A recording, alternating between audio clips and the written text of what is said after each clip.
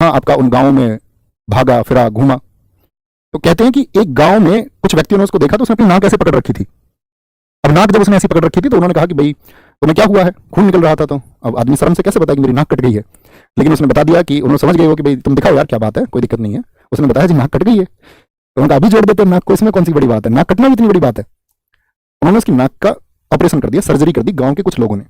और हेक्टर ने इस बात को ब्रिटिश पार्लियामेंट में जाकर के बोला। ये हमारे भारत का ज्ञान है, इसके लिए ताली बजाओ और थोड़ा सा गर्व महसूस करो कि वहां ब्रिटिश पार्लियामेंट में उसी के बाद में आप देखोगे इंडिया में बहुत सारे डेलीगेशन आए। ब्रिटिश पार्लियामेंट ने आपका एक्ट बनाया कि अभी हम बहुत सारे दल भेज रहे हैं जिनका काम यही होगा कि भारत के गांव गांव जाकर के चिकित्सा की इस पद्धति को, सर्जरी को, जो हमारे गांव में सामान्य व्यक्तियों को आती थी प्राचीन समय में, उसको उन्होंने सीखा, नोट डाउन किया, नोट्स बनाए, अपने पेटेंट लिए अपने देश में जाकर के कि ये तो हमारा है। क्योंकि हमको तो ये पता ही नहीं था, शिक्षित रूप से हमारा विकास बाद में हुआ। आप जानते हैं कि ये जो आधुनिकता है इसमें पेटेंट क्या होता है या कॉपीराइट क्या होता है, ज्ञान हमारे पास सबसे पहले था। तो ये बात मैं आपको क्यों बता रहा हूं, मैं ये बात इसलिए बता रहा हूं आपको कि प्राचीन समय में ये प्रैक्टिस होती थी, तो प्रैक्टिस से चीजें आती हैं। अब वो प्रैक्टिस क्या है, अब तो अधिकार ही नहीं है तो आप नहीं कर सकते हैं। बात क्लियर है? आर्टिकल 20 पर आएंगे। अब थोड़ा